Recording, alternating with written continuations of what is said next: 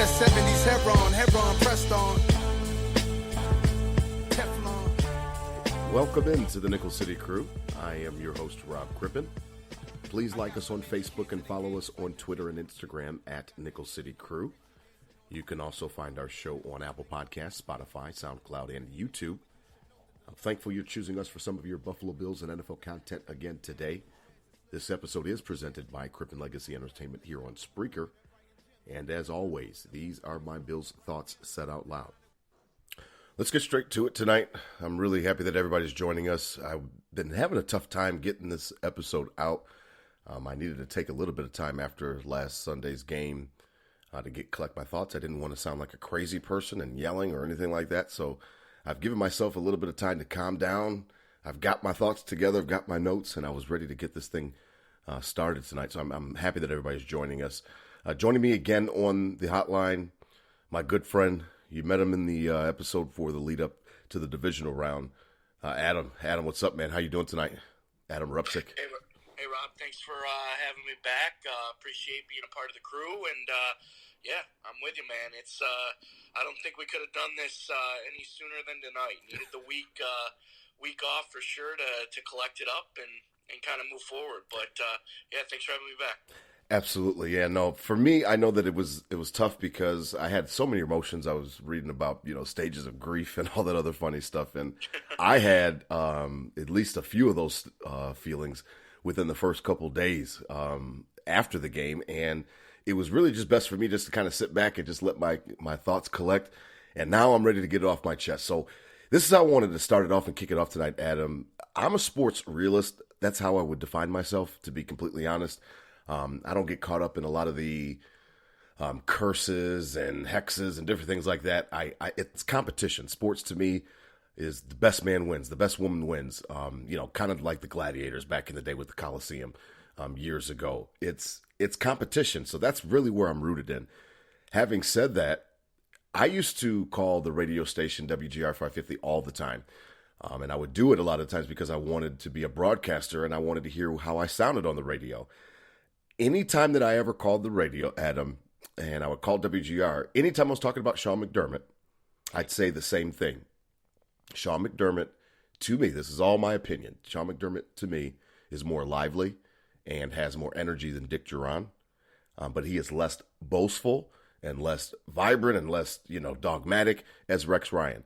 But in my mind, these coaches are very similar, all three of them.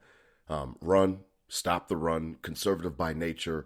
And one of the things that bothered me so much after the game and why I had to take some time before I had this episode was how to formulate my ideas and my thoughts on it was a couple Sundays ago in the divisional round was kind of the culmination for me of my views of Sean McDermott before that game. I had always felt that he was this way. I'd always felt that he was a little bit more to the conservative side.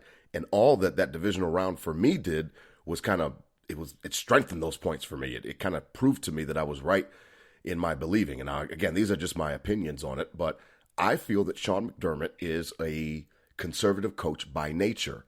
I think that the fact that he kind of got, he had a hand in drafting Josh Allen, but what I felt was that Josh was kind of the quarterback that is the antithesis of the type of coach that this guy wants to be. I think that he likes to run the ball. I think he was happy towards the end of the year when Motor started picking up on his run game.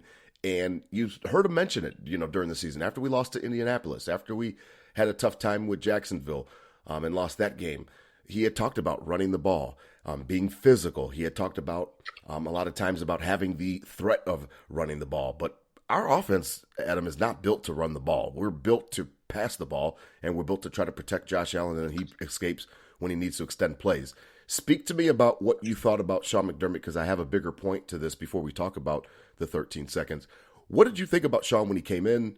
How have your thoughts on him changed now that he's been the coach for 5 years now, and obviously we've had great success, playoffs 4 out of 5 years? Yeah, I think I second that in a way. Well, let's go back to your first point and kind of being a sports realist. The curses, everything like that. Yes, I agree that there's no moral victory out of that, but in a way, I just kind of, this is a big thing I have with just being a Buffalo sports fan for this long. I think some way or another karma's going to come back, especially after the 4 Super Bowls. The whole, just as a city itself, we've never won anything, or even, had the consistent nature of winning, and so I think in one way or another the tides have changed. Maybe I'm just a little more biased because I'm in it, a lot more active than, I was obviously alive in the 90s, but not for, the actual push. So I think there's some good karma coming the Bills' way. Not moral victory status, but more the fact of earning your keep and earning it in this league. And I think they'll be back. Going to Sean McDermott with that, I think he very conservative out of the gate. Big culture guy. Trust the process. 17 bailed this dude out. 17 bailed this dude out. If he still had, probably wouldn't have Tyrod Taylor, but somebody, we didn't get our franchise guy. It would have been, he wouldn't have changed. I feel he would keep the same, same game plan, good enough to be, 8-8 or, 9-8 now and miss the playoffs or get in. And, with the Tyrod year, I think was going to be majority of his years if he didn't have 17. And I think that's going to save his career. That's going to save his job. And hopefully get him a ring here in Buffalo. But I think that's the biggest thing. He hasn't changed a bit from the day he took the coaching job and came in with the philosophies and the culture. And granted, we needed that. We needed some culture change, some believe in each other, and I think the players feed into it as well.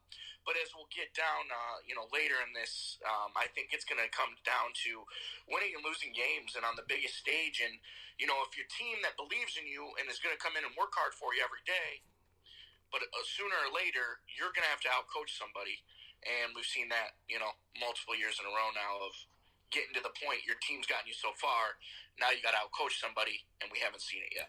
Yeah, and I want to be fair, Adam, to be honest with him, because there's Sean McDermott has done a lot of good. This is not a referendum on him, or I'm not going to be the type of person that's going to call for his head or call for him to be fired or anything like that, or any of the coordinators. That's not where I'm coming from. It. Yeah, I wanted to be fair, but see. Before him, we had Rex Ryan, and Rex ran a frat house, and you know what I mean? And he ate dog biscuits during press conferences, and, Rex was more of a circus, and that was kind of my point with how I started the show. When I called and made that point on WGR, every single time I brought his name up, it was because of the fact that I felt like I saw through the facade. Yes, he was, Dick Duran was like a dead wet fish on the sideline. You could never tell if we were up 14 or if we were down getting killed by 56. You could never tell. And there's some value in that as well, keeping an even keel. But he took it to the extreme where is this guy alive? Is he really paying attention to what's going on there on the sidelines during that drought? We had Rex Ryan running a frat house, and then Sean comes up and he's buttoned up and he's professional, and he's got, like you just said, he's got his slogans and different things like that. And that's fine. Every coach has got their slogans. I remember Doug Marrone putting up, on the walls in the practice facility, don't confuse effort with results. And so fine. Everybody's got their own thing. The problem with Sean that I had, to me, and again, this is all my opinions on him. I'm not calling for the man. He in crunch time situations, and whether that's late game, whether that's clock management, whether that's at the end of the halves or end of the games, I would feel that he would tense up. You could almost see it, not necessarily on his face, but you could see it in the way the game was being called. I felt like he was in a situation where he was almost playing not to lose the game and coaching not to lose it, rather than coaching to win it and to try to put his players in position to win the game. So I'm stuttering because, I'm trying to walk and tread lightly with this guy because, again, a 17-year playoff drought. Let's show a little respect. 4 playoff, 5 years, I get it. So he's done a lot for Buffalo, and I'm with that. The problem is, and we'll lead into the 13 seconds, is that I feel like this is who he is. And Bills fans, I want to warn you guys that as we talk about these 13 seconds, and then as we go through with other episodes in the future, this is your coach. He's not going anywhere. The Pagulas love him, and for good reason. He is a conservative coach, I feel, by nature. I think that that's in him. Coaches always talk about learning experiences. They talked about it after that game. In the divisional round against the Chiefs, they talk about learning and things like that. I'm wondering, when is Sean going to learn? I'm wondering, when is he going to adapt to situations and be a little bit smarter in those situations? I don't know the answer to that question, but I wanted to get your thoughts on it. You kind of gave some of them, but before we get to the 13 seconds, I just wanted to hear what you had to say, because to me, this is the coach. This is who he is. If he could give and hand the ball off to Motor, and for 120-something yards a game, he would. If he could limit risk, limit Josh. But Josh is so damn good now that I think he's going to have to kind of get away from that, and I think that's kind of the push and pull for him. Yeah, and I think, going off of that, it's the general adapting as the team adapts and grows, and you adapt to this new NFL. Think of the NFL, how different, it's probably changed more in the last 5 to 7 years than it had previously ever. So true. And I think that's, something coming in with more of a conservative, older school coach. He's got to adapt to that as well. The team and other teams around are doing that, and the way they draft and the way they game plan, and it's all kind of gauged to this new game. And I think, with the talent on this roster, it kind of put some deodorant on the fact of, that old school conservative approach. This roster kind of, outplays that. It back to, like, I don't know, to put a kind of a dumb analogy on it, hamburger helper. Mm-hmm. You putting you got hamburger helper. You got to put a little ketchup on it, a little hot sauce on it. Get it tasting right. But in this case, you have the hamburger helper. You preach the values. You preach what you have to do. Now you got the filet mignon. You can't be putting the ketchup on it like Patrick Mahomes. No. Sometimes I'm not saying to get away from the values or anything like that, but as you said, specific game decisions that may or may not be costing us ranks. And that's something that's wild to even say, as a Buffalo sports fan, but in the past couple of years, it's been true, and they're just as capable as anybody else out there.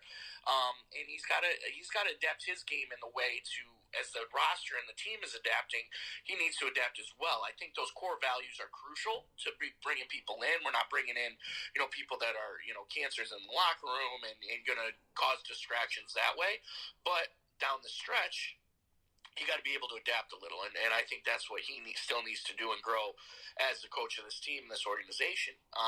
Being able to, eat the steak and not put ketchup on it. Absolutely, and again, to keep everything fair and in perspective, I mean, Brandon Beane and himself, they brought in, Stephon Diggs, and Diggs had, they called him a malcontent in Minnesota, all because he wanted to be great. He wanted to get the ball. They weren't giving any targets. He comes here to Buffalo, and no problems. And then obviously it culminates last year, this past season, with him being a captain of the offense. So, I've seen McDermott make changes. I'm not going to say that this guy is incapable of winning the big one for us, but I'm keeping my eye out on him, because since the beginning, I've thought that he was this way. So I'm going to be focused on it, to be honest. On that too, Rob, you look at, recently Dable leaving, right? Congrats to him.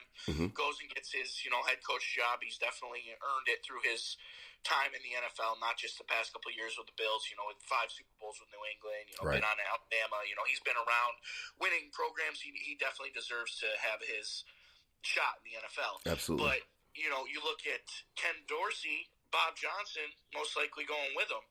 Yeah. And then you'd like not to think that the Bills have peaked, right? Right. Just signed Josh Allen, have younger team for the most part, will be getting old and not a lot of cap room in some other places, but don't want to say they've peaked, year one of the 7-year contract for Josh Allen, but these guys, these younger coaches going out to get an opportunity with some say one of the worst organizations in football right now. Right. They'd rather go there than stay here in Buffalo. I don't know if that's a direct correlation with Sean McDermott, but it makes me wonder a little bit. I mean, there were some rumblings during, the middle of the year. If Buffalo fans, if you guys remember, during the middle of the year, it was a little bit hectic. We had lost, to Jacksonville, and then we had that outing against the